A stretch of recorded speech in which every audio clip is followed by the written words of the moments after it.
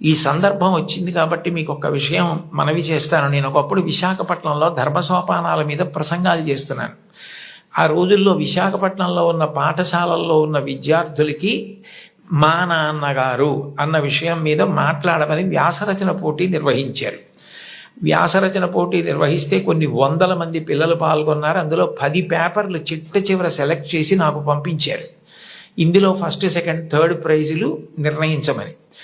నేను పేర్లు చూస్తే ఒకవేళ నాకు ఏదైనా పక్షపాతం కలుగుతుందేమో, సుశీల అని కనపడింది అనుకోండి, తెల్లవారుజామునే మా అమ్మ గుర్తొచ్చి ఒక మార్క్ ఎక్కువ వేస్తానేమో అని నేను పేర్లు చూడకుండా పేపర్లు దిద్ది మార్కులు వేసేసి తర్వాత పేర్లు చూశాను.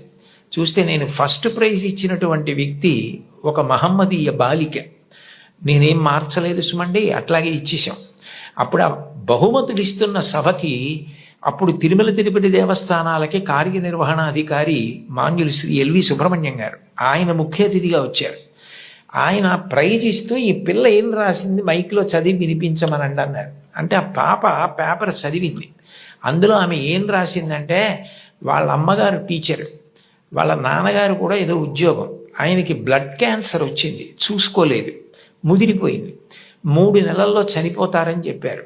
ఆయన తన భార్య దగ్గరికి వెళ్ళి అడిగింది ఏంటంటే, ఈ 3 నెలలు నేను చనిపోతానన్న విషయం పిల్లలకి చెప్పద్దు, వాళ్ళు ఏడిస్తే నేను చూడలేను, నేను చనిపోయాక వాళ్ళు ఎటు ఏడుస్తారు, అప్పుడు నేను ఆపలేను, నేను బ్రతికుండగా వాళ్ళు ఏడవడం నేను చూడలేను, కాబట్టి నేను చనిపోతాను 3 నెలల్లో అన్న విషయాన్ని మాత్రం నా పిల్లలకి చెప్పద్దని రాత్రింబవళ్ళు హక్కున చేర్చుకొని మా భవిష్యత్తు కోసం ఇంకా కష్టపడి అంత జాగ్రత్తగా వ్యవస్థ చేసి 3 నెలల తర్వాత ఆయన మరణిస్తారని తెలిసి చిట్ట చివరి కాలంలో 3 దగ్గర పెట్టుకుని చెప్పకుండా అంత ప్రేమ చూపించి కన్నుల నీరు కారుస్తూ 3 వంక గుడ్లు తిప్పుతూ ప్రాణం వదిలేశారు ఆయన.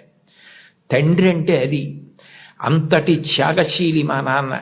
ఇది నాకు తెలిసున్న తండ్రి, ఇంతకన్నా తండ్రి గురించి చెప్పడం నాకు రాదని రాసింది ఆ అమ్మాయి. ఆ అమ్మాయికి ఫస్ట్ ప్రైజ్ ఇచ్చాం.